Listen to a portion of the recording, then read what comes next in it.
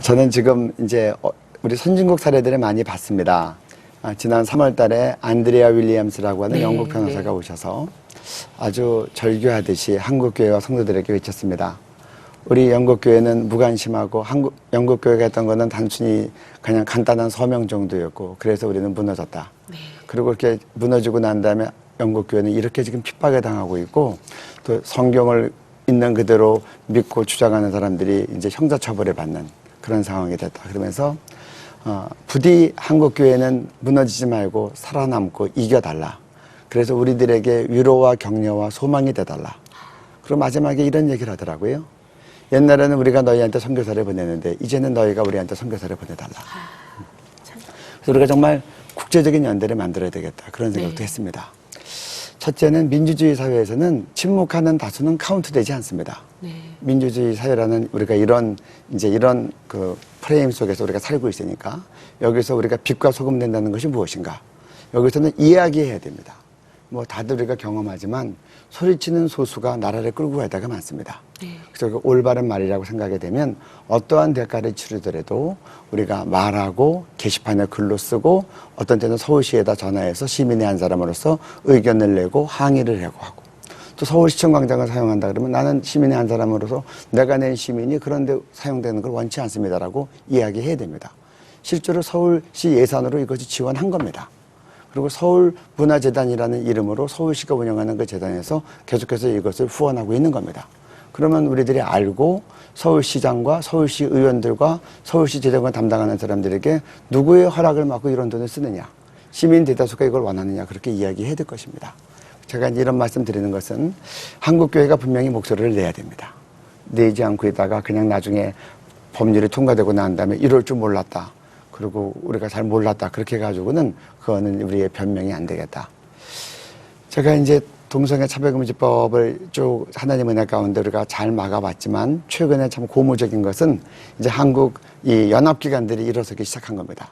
그래서 이번에 뭐 한교연, 한기총 그런 그 연합기관 회장님들이 공동으로 기자회견했는데 참 잘한 것이다. 또 이번에 6월 9일 날 동성애자 축제 개막식이 이제 저녁 6시부터 밤 11시까지 서울시청 광장에서 있는데 그것에 대해서 함께 한국교회가 우리는 이것을 원하지 않는다고 하는 이런 집회들을 여러 가지 모습으로 하는 거 참 잘하는 것이다. 그래서 민주주의 사회는 결국 표결로 결정되는데 의사표현을 하는 다수가 이 한국교회와 한국사회를 잘 이끌어가야 된다고 생각하고요. 그래서 표현해야 된다. 그리고 합법적으로 그러나 국민의 한 사람으로서 분명히 이야기해야 된다. 저는 또 그렇게 생각합니다. 성도들만 반대한다라고 하면 안 됩니다. 그래서 결국 다수결에서 우리가 아직까지 이겨왔고 앞으로도 이기려면 국민의 한 사람으로서 반대해야 되고, 먼저는 성도들이 그에 대해서 올바른 지식을 잘 가지고 우리가 국민들을 잘 설득하고 계몽하고 나가서 다수를 늘 올바른 지식을 가지고 동성애를 막아서게끔 하는 것이 승리의 요점이다. 그래서 정말 우리가 연합하고 환경적인 입장에서 분명하게 소리를 내는 것이 교회와 온 국민을 위해서 필요한 일이고, 길게 볼 때는 지금 선진국에서 자꾸 이런 압력이 들어오고 오바마 대통령도 자꾸 압력을 넣고 반기문 유엔 사무총장까지도 이걸 자꾸 지지하는 발언을 하고 우리나라에 대해서도 압력적인 일을 하는 거에 대해서 저는 매우 유감스럽게 생각을 하고, 그러면 장기적으로는 어떻게 하게 되겠는가? 첫째는 성과학연구소가 있어야 됩니다. 동성애가 하나님이 우리에게 주신 생명과 가정과 사회에 정말 유해한 부분이 많다는 것을 과학적으로 입증해야 됩니다. 유전이 아니라는 것도 입증해야 됩니다. 동성애가 에이즈를 전파하는 위험행동이라는 것을 입증해야 됩니다. 작년에 그런 세미나가 있어서 얼마나 제가 그 용어를 잘 활용했는지 모릅니다. 에이즈를 유발하는 위험행동이다. 두 번째로는 다수결에서 얘기해야 되니까 국민 계몽, 교육, 홍보 프로그램이 꼭 있어야 됩니다. 이것을 하지 않으면 우리가 국민의 다수를 얻지 못합니다. 세 번째로는 법률팀이 있어야 됩니다.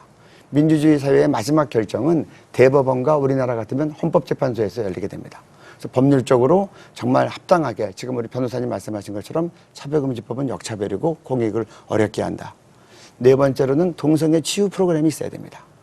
우리나라 성도들 가운데서 동성애 때문에 고민하는 분들이 계신데 동성애자들이 안 된다고만 할 게 아니라 자기가 탈동성애를 원할 때 그들을 치유할 수 있어야 되고, 마지막으로는 언론, 미디어, SNS, 인터넷 사역이 필요합니다.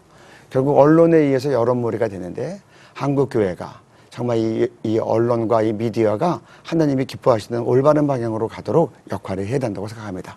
이런 것들을 아우를 수 있는 것들을 한국교회가 잘 장기적으로 준비해 나갈 때 선진국들이 많이 무너질 때 우리가 정말 동성애가 합법화되지 않는 전 세계를 선도하는 그런 성결의 열방의 빛이 되겠다. 그렇게 생각합니다. 그 시카고 대학교 신학부의 마틴 마티라는 그 종교 사학과 교수님이 있습니다. 이분이 어떤 얘기를 했냐면 신념이 있는 사람은 예의가 없고 예의가 있는 사람은 신념이 부족한 경우가 많다. 그래서 사실 이 신념과 예의의 균형이 상당히 중요하다. 우리가 이 싸움을 할 때. 그래서 저는 기독교적 시민 교양을 우리가 반드시 가지고 이 싸움을 하지 않으면 오히려 역효과가 발휘될 수 있다.